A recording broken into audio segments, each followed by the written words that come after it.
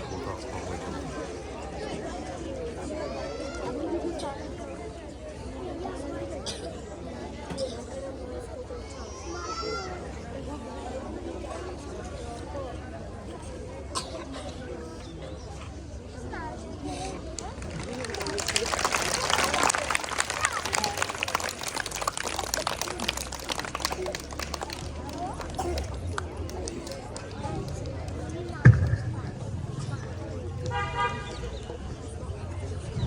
ખૂબ સરસ.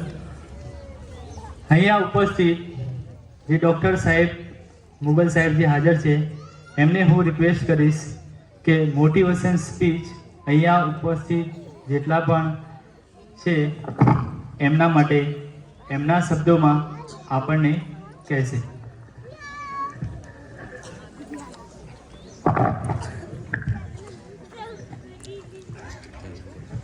बिस्मिल्लाहिर्रहमानिर्रहीम. वलसरिनल इंसान लफी खुस्र इल्लल्लज़ीना आमनु व अमिलुस सॉलिहाति व तवासौ बिल हक़्क़ि व तवासौ बिस सब्र. सदक़ल्लाहुल अज़ीम.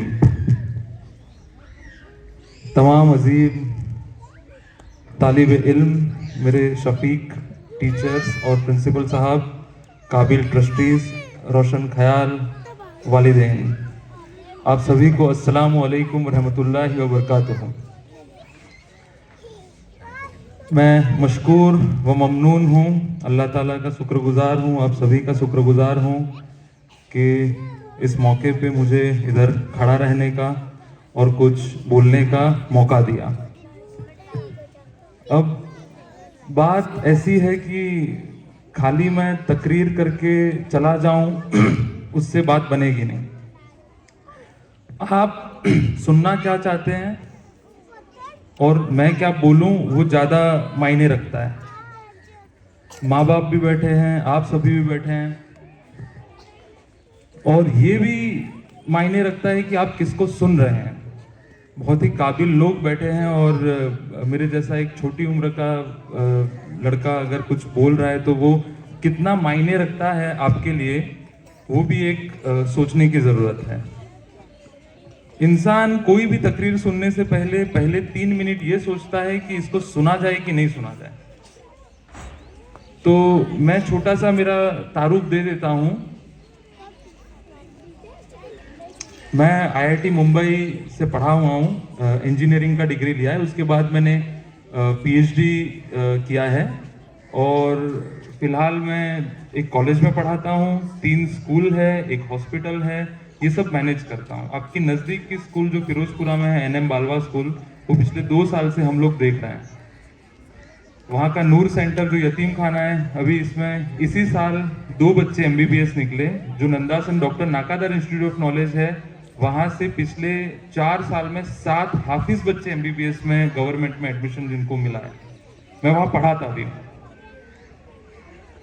और बाकी ऐसी महफिलों में जाना मैंने बहुत सालों से छोड़ दिया है, क्योंकि ग्राउंड लेवल का काम बहुत ज़्यादा मायने रखता है. और ऐसी तकरीरों से खासकर देखा गया है कि बहुत ज़्यादा आउटकम, बहुत ज़्यादा रिजल्ट नहीं आता. तो 2 पहलू पे हम बात करेंगे. कुछ बच्चों को भी एड्रेस करेंगे और कुछ मैनेजमेंट और टीचर्स को भी एड्रेस करेंगे. बीच में अगर आपको लगे तो मुझे रोक के आप सवाल पूछ सकते हैं. एजुकेशन की लाइन का, फिलोसॉफी की लाइन का, मैं गुजराती काबिल जानता हूं तो गुजराती में भी जवाब दे पाऊंगा आपको, और अगर उर्दू या हिंदी या इंग्लिश में जवाब देना पड़ा तो वो भी दे पाऊंगा.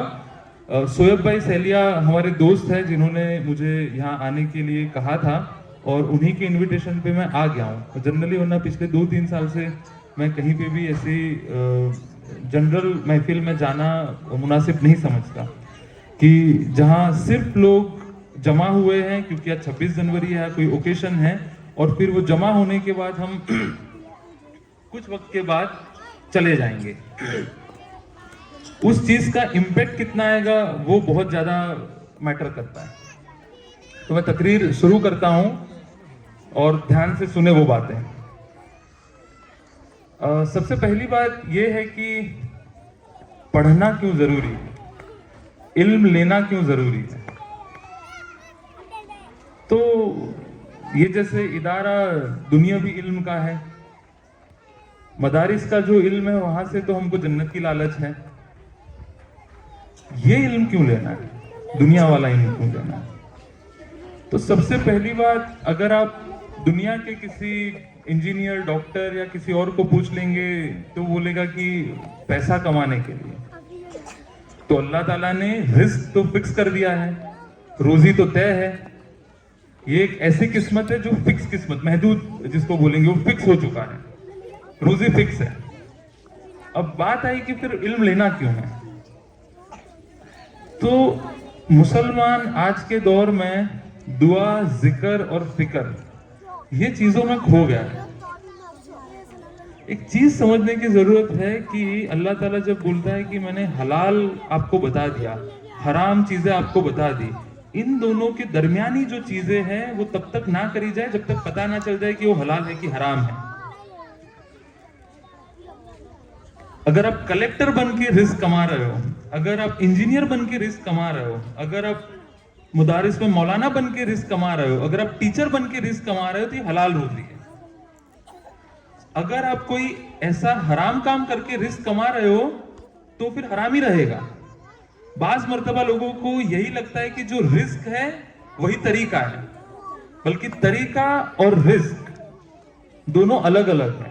कितना अमाउंट हम दिन में कितना पैसा कमाएंगे वो तय है, किस तरह से कमाएंगे वो हमको तय करना है।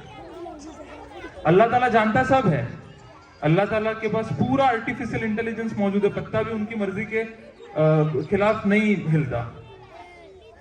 पर अल्लाह ताला ने जिसके बदले में सवाब और गुनाह लिखा है, अगर मैं रास्ते से पत्थर हटाता हूं तो उसके बदले में सवाब है, अगर मैं कोई नेक काम करता हूं तो उसके बदले में सवाब है। पर अगर मैं किसी को थप्पड़ मार दूं और फिर मैं बोलूं कि तेरे किस्मत में लिखा होगा मेरे हाथों खाना, तो उसके बदले में तो फिर गुनाह है। या तो अगर मैं किसी को मार दूं और फिर अल्लाह ताला जब हिसाब करेगा तब मैं बोल दूं अल्लाह आपने किस्मत में लिखा होगा तो मैंने मार दिया उसको, तो ये तो गलत है। तो ये चीजें आपको समझनी होगी कि अल्लाह ताला ने हमको मुक्त इच्छा शक्ति, फ्री विल भी दिया है। वहां हमको तय करना है कि क्या हम हलाल करेंगे और क्या हम हराम करेंगे, और इसी पे तो फिर अपना जन्नत जहन्नम का फैसला जो है अल्लाह ताला हिसाब किताब इसी बिना पे तो करेगा। तो इल्म का एक तो मैंने ये आपको चीज समझा दी कि किस्मत को उतना फिक्स मान के नहीं चले कि आप मायूस हो जाए, किस्मत में इतना डिपेंडेबिलिटी ना ला दे कि आप मायूस हो जाए, क्योंकि वरना जंगे बदर नहीं होती, वरना आप सल्लल्लाहु अलैहि वसल्लम इतना मेहनत नहीं करते इस्लाम को कायम करने के लिए, वरना तबलीग जमात इतने आजू बाजू के गांव में पूरी दुनिया में नहीं निकलती, सब छोड़ देते अब अल्लाह ताला पे कि होगा अपने आप, पर नहीं, वो हमें करना है। तो पहली बात तो ये तय है कि अगर हमको हलाल रोजी चाहिए तो उसके तरीके हलाल ढूंढने पड़ेंगे। वो हलाल तरीका कोई भी हो सकता है, एक बात। अब दूसरी बात कि इल्म लेना क्यों जरूरी है। इल्म, रोजी तो फिक्स है, इल्म जो है आपको सोचना सिखाता है। हम हमेशा अगर कहीं पे फंसते हैं किसी बात से तो अपने बुजुर्गों की सलाह लेते हैं, क्यों? उनको तजुर्बा है, यही तजुर्बा तो इल्म है। वो तजुर्बे के बेसिस पे हमको उनकी सलाहियत के हिसाब से हमको कुछ चीजें बताते हैं कि भाई ये 1 2 3 चीजें कर लो तो ये मसला हल हो जाएगा। इसी को इल्म बोला गया है। दूसरा, इल्म जो है अल्लाह ताला के करीब लेके जाता है। कैसे करीब लेके जाता है? जैसे एक हो गया फबी आला रब्बिकुमा तुकज़्ज़िबान, अल्लाह ताला की किन किन नेमतों का इनकार करोगे। तो पहले तो ये नेमतें क्या क्या है वो देखना पड़ेगा, वो ढूंढना पड़ेगा हमको।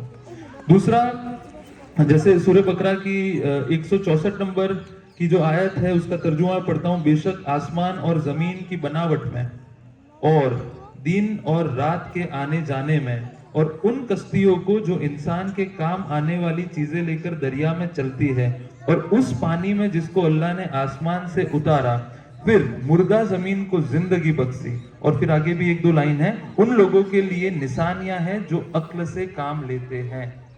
एक और पढ़ता हूं मैं, सूरह यूसुफ 105 नंबर की आयत का तर्जुमा। और आसमानों और जमीनों में कितनी ही निशानियां हैं जिन पर उनका गुजर रहता है, जहां से वो गुजरते हैं, वो उन पे ध्यान नहीं करते। तो ये किसको बोला गया है कि आसमानों और जमीनों में हमने निशानियां रख दी है और वो उस पे गुजरते हैं, वहां से गुजर करते हैं और उस पे ध्यान नहीं रखते। ये किसको बोला गया है? हमें को तो बोला गया है। कुरान में कई जगह आता है कि आप क्या आसमानों को नहीं देखते। ये किसके लिए बोला गया है? जब तक मैं ये नहीं समझ जाता बारीकियों से कि जो ये कड़कड़ाती ठंड में ये धूप जो मुझे गर्मी दे रही है, जो उजाला दे रही है, वो कैसे मुझ तक पहुंच रही है। ये धूप जो फल पौधों को मिलती है और कैसे अपने को वो फ्रूट्स दे देते हैं, कैसे खेती होती है। जमीन को हमने बोले फलद्रुप बना दिया, ऐसा बोला है अंदर के आसमान से हमने पानी उतारा और मुर्दा जमीन को जिंदगी दे दी। ये कैसे हुआ ये? तो यही सारी चीजें, इन्ना अमालु बिन नियत, दीन का दारो मदार जो है वो नियत पे है। तो अगर यही दुनिया की पढ़ाई अगर हम सही सलीके से करें और अल्लाह के नजदीक जाने के लिए करें तो यहां सवाब ही सवाब है। फिर आपके लिए दुनिया और दीन कुछ अलग नहीं रह जाता। डॉक्टरी की पढ़ाई, एग्रीकल्चर की पढ़ाई, इंजीनियरिंग की पढ़ाई, और उसके बाद ये कलेक्टर बनने के लिए जो पढ़ाई होती है, उस सारी पढ़ाई अगर अपने आने वाले कल को संवारने के लिए, इस्लाम के ऊपर खर्चा करने के लिए, मुआशरे पे खर्चा करने के लिए अगर हम करते हैं, अल्लाह को समझने के लिए अगर हम करते हैं, तो यहाँ पे ये पूरा दीन का ही मामला है, दुनिया का कोई मामला यहाँ रह ही नहीं जाता। तो इल्म लेना, इल्म समझना इसीलिए जरूरी है। एक छोटी सी बात बताता हूं मैं आपको। जो यहाँ पे बुजुर्ग बैठे हैं उनको आप पूछ लीजिए, उनके घरों में ऐसे छोटे भाई बहन रहे होंगे, वो नॉर्मल बुखार और दस्त की वजह से गुजर गए होंगे। उसके बाद आजकल पान की दुकान पे भी एक पैरासीटामोल नाम की टैबलेट मिलती है, उसने पूरी दुनिया चेंज कर दी। आपको जरा सा बुखार रहता है, सरदर्द रहता है, आप पैरासीटामोल जाके लेके आते हैं, बिना डॉक्टर को पूछे खा लेते हैं, ठीक हो जाते हैं। अल्हम्दुलिल्लाह। वो किसने बनाई? वो कैसे आई? हम जो कपड़ा पहनते हैं, हम जो चश्मा पहनते हैं, है ना, दूर की रोशनी अगर कम है, 40 साल के बाद अगर नजदीक का न्यूज़पेपर या किताबें पढ़ने के लिए नहीं हो रही, तो हम जो चश्मा पहनते हैं वो कैसे आया, किसने ढूंढा? हम जो जूते पहनते हैं उसकी बनावट वो कैसे आया, किसने ढूंढा? 1950 में एक कॉन्फ्रेंस हुआ, दुनिया के तमाम बड़े बड़े साइंसदान जमा हुए वहां पे, और फिर यह तय हुआ कि भाई 2050 जब आएगा ना, अभी 2022 चल रहा है, 2050 जब आएगा तब दुनिया की पॉपुलेशन, वस्ती इतनी बढ़ जाएगी कि आधे लोग भूखमरे से मर जाएंगे। 1950 में यह तय हुआ कि 100 साल के बाद ऐसी भूखमरी आएगी कि तब 700 करोड़ 800 करोड़ लोग होंगे, उसमें से 400 करोड़ लोग भूखमरी की वजह से मर जाएंगे। 5 साल के बाद हेबर नाम के एक साइंटिस्ट ने, जो कि यहूदी था, हेबर नाम के एक साइंटिस्ट ने अमोनिया करके एक केमिकल आता है, उसमें से यूरिया बना दिया। यूरिया सबको मालूम है, खातर, यूरिया बना दिया। और यो यूरिया ने क्या करा? जो मरी हुई जमीन थी उसको फलद्रुप बना दिया, फर्टिलाइज बना दिया। जहां साल में 1 पाक होता था, वहां साल में 3-3 पाक होने लगे। और वो जो तय हुआ था कि भाई 2050 में ऐसा भूखमरा आएगा कि आधे लोग मर जाएंगे, उससे हम बच गए।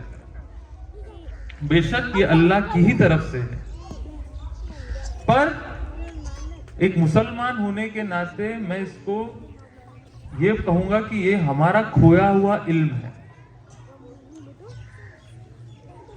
उस्मानिया, दौरे उस्मानिया में ये था कि अभी भी आप कोई साइंस की किताब उठा लीजिए, 90% सितारों के नाम अरबी में मिल जाएंगे आपको, 90% सितारों के नाम। हुआ क्या? हुआ यूं कि उस जमाने में फ्रांस में, यूरोप में अगर आपको जाना है पढ़ने के लिए तो वहां पे अरेबिक लैंग्वेज का, अरेबिक भाषा का जानना फर्ज था, कंपल्सन था। अगर आपको अरेबिक भाषा नहीं आती तो आपको यूरोप की, अमेरिका की, इंग्लैंड की यूनिवर्सिटीज में, कॉलेज में, स्कूलों में दाखिला नहीं होता था, क्योंकि सारा इल्म जो है वो हमारे पास था। फिर क्या हुआ? प्रिंटिंग की शोध हुई। तो जब नई प्रिंटिंग की, लिखावट की शोध हुई पेपर पे, तो उसमें प्रॉब्लम यह हुआ कि जिसको बोड़े अक्षर हम बोलते हैं, कानो मात्रा वगैरह, वैसा प्रिंटिंग था। तो उस दौर के उलेमा ने फतवा दे दिया कि ये हराम है। आज के दौर के उलमा में साइंस की एक भी खोज ऐसी नहीं है कि हराम के फतवे से ना गुजरी। ये हमारे लिए बदनसीबी की बात है समहाउ कि हम क्यों ये समझ नहीं पा रहे हैं। तो वहां से अमेरिका और यूरोप ने वो प्रिंटिंग को अपना लिया और उन्होंने जितना भी हमारे यहाँ इल्म था वो लैटिन लैंग्वेज में, जो अभी इंग्लिश के हुर्फ है उसको लैटिन स्क्रिप्ट बोलते हैं, तो वो लैटिन स्क्रिप्ट में वो लिखावटों को प्रिंट कर लिया और फिर यही सारी डिग्रियां, कोर्सेज उनके वहां चालू कर दिए। और हमारे यहां से लाइब्रेरियां जला दी गई जो प्रिंटिंग वाली हुई थी, फतवों के वही सिलसिले में वो लाइब्रेरियों के जला दिया। वो इल्म हमारे पास से चला गया और जब इल्म गया तब क्या हुआ? 1920 में कमाल अतातुर्क पाशा को जो बची कुची खिलाफत थी उसको अमेरिका ने खत्म कर दिया। सबसे, अगर ये जो यूरोप अमेरिका किसी चीज से अगर खौफजदा थे तो वो खिलाफत से थे, क्योंकि खिलाफत हमको एक रख रही थी, हमको एक छत के नीचे यूनाइटेड रख रही थी और बहुत वीक बन चुकी थी। 1920 का तो बहुत देर का जमाना नहीं है, वो इतनी वीक हो चुकी थी कि ना पूछो बात। और फिर उसको खत्म ही कर दिया। फिर तब से हमारे में इख्तिलाफात शुरू हो गए, हमारे में नए नए लीडर्स पैदा हुए और उसमें तोड़ पैदा होता हो गया, हम बिखरते गए और आज हम ये यहां आके खड़े हैं कि जब एकेडमिक ईयर चालू होता है या सरपंच पंचायत में जब अपना चुना जाता है तो उसको जाके पूछना पड़ता है कि भाई कोई स्कीम है हमारा माटे। वो जो देने वाली कौम थी वो स्कॉलरशिप ढूंढ रही है गलत दाखिले बनवा के, जिसका इनकम 10-10 लाख रुपए है वो 40-40 हजार रुपए के दाखिले बनवा के स्कॉलरशिप ढूंढ रही है। वो कौम, जो कौम दुनिया को देने वाली थी, जो कौम दुनिया की लीडर थी, जिसको खैरुल उम्मत कहा गया, वो कहां गया ये इल्म? खैर, मुझे मेरे बहुत सारे दोस्त बोलते हैं कि भाई बुजुर्गों ने कुछ नहीं किया। बोला कुछ भी नहीं किया, ये तो मदरसे कायम करे, ये करा वो करा, कुछ भी नहीं किया। तो मैं उनको ये बोलता हूं कि उस दौर की जरूरत थी मदरसों का एस्टैब्लिशमेंट, देवबंद का एस्टैब्लिशमेंट, सिलेबस का एस्टैब्लिशमेंट, उस दौर की जरूरत थी। तो उन्होंने वो बिल्डिंगें कायम की, वहां पे अभ्यासक्रम कायम किया, वहां से हाफिज निकले, वहां पे आलिम निकले और हमारा दीन इतना फैला हुआ है, बचा हुआ है हमारे गांवों में। नहीं तो हमारे जो इदारा है नंदासन वाला, उसकी इब्तिदा सज्जाद नोमानी साहब ने, मौलाना सज्जाद नोमानी साहब ने करी थी। उनको भी मैंने ये सवाल पूछा था कि मदारिस में क्यों मैथ साइंस नहीं पढ़ाया जाता। उन्होंने बोला देवबंद जब कायम हुआ था तब वहां पे इंजीनियरिंग और डॉक्टरी भी पढ़ाई जाती थी, पर हुआ यूं कि वहां से जो मौलाना आलिम डॉक्टर इंजीनियर बनते थे वो शहर कमाने के लिए चले जाते थे और गाँव में मैयत की नमाज पढ़वाने के लिए कोई बचता नहीं था। तो ये भी एक जरूरत है, मैं उसके खिलाफ नहीं हूं, ना कोई और भी इसके खिलाफ है, पर वो वक्त की जरूरत थी मदारिस कायम करना। तो हमारे बुजुर्गों ने मदारिस कायम किए हैं और इतने अच्छे कायम किए कि हमारे साथ ये दीन बचा हुआ है। पर आज वक्त की जरूरत चेंज हो गई है। वही बुजुर्गों ने जो प्लेटफॉर्म तैयार करके दिया है उन्हीं के कंधों पे खड़े रह के हमको अब कुछ नया करने की जरूरत है, उससे आगे बढ़ने की जरूरत है, वो कायम रख के उससे आगे बढ़ने की जरूरत है। ऐसा नहीं कि वो मिटा के उसको आगे बढ़ना है, वो कायम रख के उसको आगे बढ़ना है। वो कायम कैसे रखा जाएगा? वो कायम ऐसे रखा जाएगा कि अब जो नई साइंस, रियाजी, mathematics, philosophy, Gujarati, Hindi, English, नई नई भाषाओं को सिखा जाए। सुप्रीम कोर्ट में जब 3 तलाक का केस आएगा तो हम कुरान शरीयत से कैसे लड़ेंगे? हमको उन्हीं की जबान में आंसर देना पड़ेगा। ये मौलाना सज्जाद नवानी साहब ने उनकी तकरीर में, जहां इब्तिदाई तकरीर हुई, वहां पे ये कहा था, हमको अच्छे एडवोकेट चाहिए, काबिल एडवोकेट चाहिए। ये नहीं कि गलत दाखिले बनवा के स्कॉलरशिप, तो अल्लाह ताला बरकत ही खत्म कर देगा उसमें। तो कभी कभी मदरसे में वो फॉर्मल एजुकेशन के लिए वो संस्था तो कायम हो जाती है, पर वो फिर फॉर्मेलिटी हो जाती है गवर्नमेंट का जो रूल्स रेगुलेशन है उससे बचने के लिए। सही मायनों में जो कदम लेने चाहिए, सही मायनों में जितना सीरियस हमको होना चाहिए, उतना सीरियस हम लोग है नहीं। मौलाना वस्तानवी साहब का जो अक्कल कुआ वाला कैंपस है उसको हम यूनिवर्सिटी में तब्दील कर रहे हैं। वो टीम में भी हम लोग शामिल हैं और हर महीने वहां की मुलाकात हम लोग लेते हैं। 10,500 बच्चे हिफ्ज कर रहे हैं वहां पे, 2,500 बच्चे इफ्ता कर रहे हैं, 12,500 बच्चे, और साथ में इंजीनियरिंग की पढ़ाई कर रहे हैं, साथ में डॉक्टर भी बन रहे हैं। उनका औरंगाबाद में MBBS का कैंपस है, ITI भी कर रहे हैं, डिप्लोमा भी कर रहे हैं, फार्मेसी भी कर रहे हैं, वहां बड़ी अस्पताल भी है, BHMS होम्योपैथी और आयुर्वेदिक हॉस्पिटल्स भी है। तो हमको ये जो हमारे बुजुर्गों ने मेहनत से हमको जो प्लेटफॉर्म रेडी करके दिया है, उन्हीं के कंधों पर हमको कुछ नई चीजें शरीयत की हदों में रह के कायम करनी पड़ेगी। और वो फॉर्मेलिटी से नहीं होगा, तो फॉर्मेलिटी से हो ही नहीं सकता। हमको सही मायनों में वो स्टेप्स लेने पड़ेंगे। बस मैं पढ़ रहा था स्कूल के बारे में, 234 बच्चे हैं कुछ, 234, और लोअर क्लास की फीस शायद 100 रुपए है। लोअर क्लास की फीस 100 रुपए और अपर क्लास की फीस 200 रुपए। अब बात कुछ यूं है कि अगर किसी समाज को देखना हो आपको कि उसकी प्राथमिकता क्या है, प्रायोरिटी क्या है, तो देख लेना चाहिए कि वो समाज अपना कमाई का मोटा हिस्सा कहां खर्चा करता है। वो उसकी प्राथमिकता होती है। जैसे हमारे साइड शादियों में लोग खर्चा करते हैं ज्यादा, यहाँ का मुझे मालूम नहीं है कहाँ ज्यादा खर्चा होता है, हमारे यहाँ शादियों में ज्यादा खर्चा होता है, तो शादियां प्रायोरिटी होगी उनकी। जबकि एक चीज समझिए आप, मदारिस या स्कूल में जब बच्चा एडमिशन लेता है 5 साल का या 4 साल का, वहां से जब तक आलिम बनता है या ग्रेजुएट बनता है, तब तक उसकी उम्र करीबन 20 या 21 साल हो जाती है। 17-18 से 20-21 साल हो जाती है। ये 20-21 साल बच्चा जितना माँ के पास नहीं रहता, बच्चा जितना बाप के पास नहीं रहता, उतना बच्चा जो है वो मदारिस और स्कूल में रहता है। क्या उसके बारे में हम सीरियस हैं? क्यों ये करते हैं?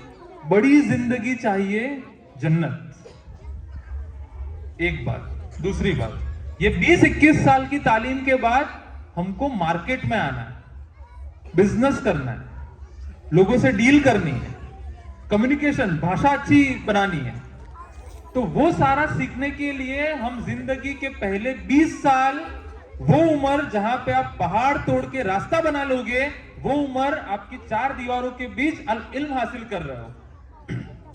गौर से सुनिए, ये 17-18 साल की उम्र वो है जहां पे लोग पहाड़ तोड़ के रास्ता बना सकते हैं। वो उम्र में आपका बच्चा मदारिस की और स्कूल की 4 दीवारों के बीच में इल्म हासिल कर रहा है और आप उसके बारे में सीरियस नहीं है, और वो उसके जिंदगी के 20 साल खा रहा है, शुरुआती दौर के 20 साल, ताकि वो अपनी आगे आने वाली जिंदगी, आने वाला कल संवार सके।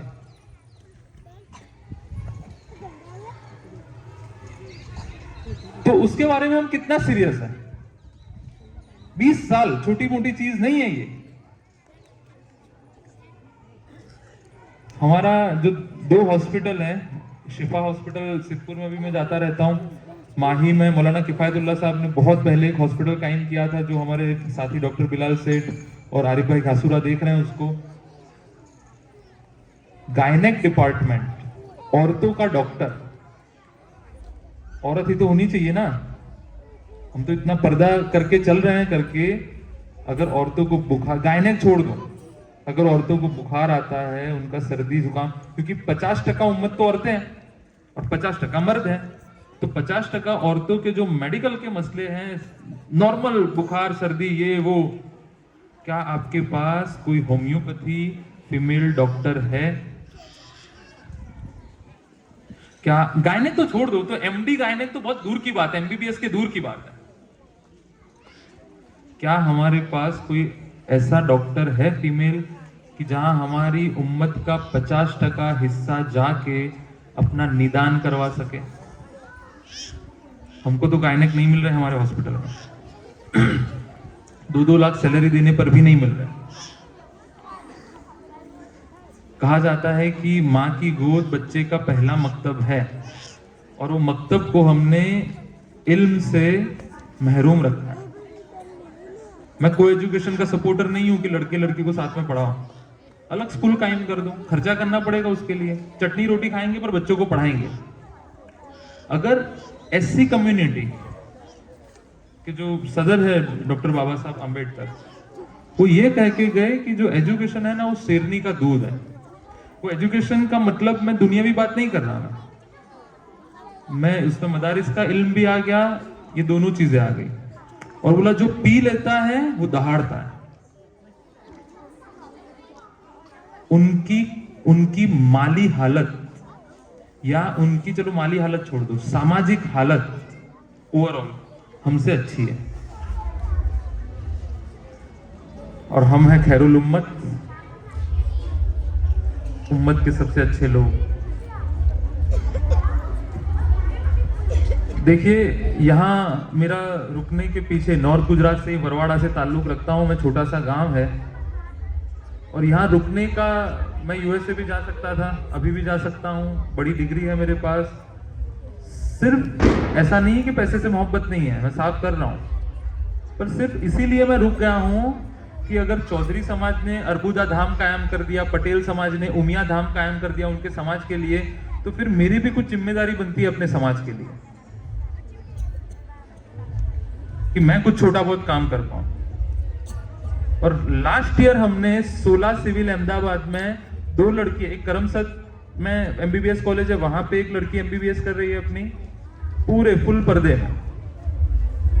कुवैत की लड़की है, यहां पढ़ने आई थी। एक लड़की है जेतपुर की, वो विसनगर में एमबीबीएस कर रही है। एक लड़की है अहमदाबाद की, वो 16 सिविल में एमबीबीएस कर रही है।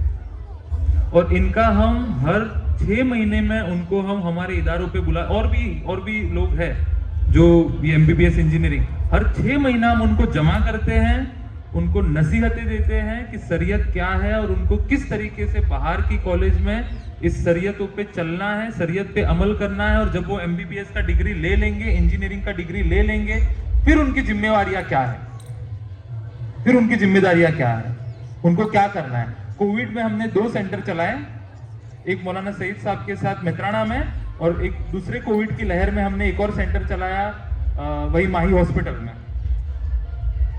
वहां डॉक्टर्स नहीं मिल रहे थे, तो जो हमारे पढ़ाए हुए डॉक्टर्स हैं वो एक फोन पे 2 महीना रुक गए इधर। मौलाना सईद साहब का निजाम तो ऐसा था कि 1 रुपए में कोविड की ट्रीटमेंट कर रहे थे। जब तक, अब सोचो ना, हमको ऑक्सीजन का जरूरत था, ये तो फ्री में मिल रहा है। अभी तो बिल्कुल अल्लाह ताला ने हमको फ्री में दे दिया है।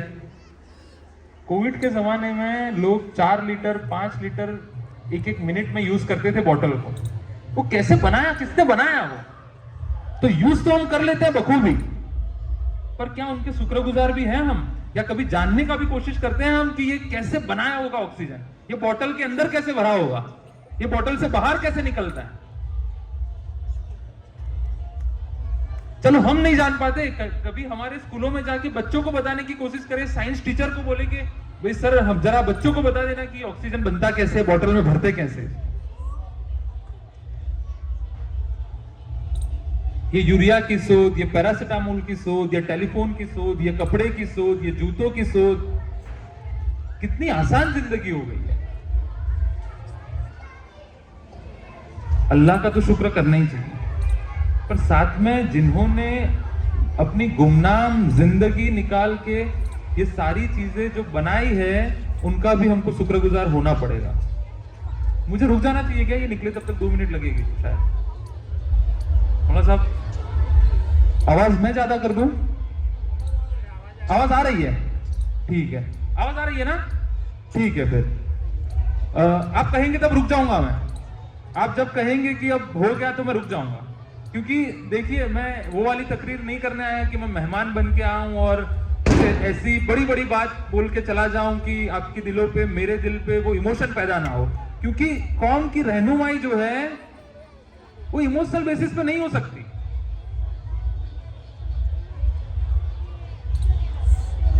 हम 2 मिनट मुझे लगता है कि इनको निकल जाने देते हैं।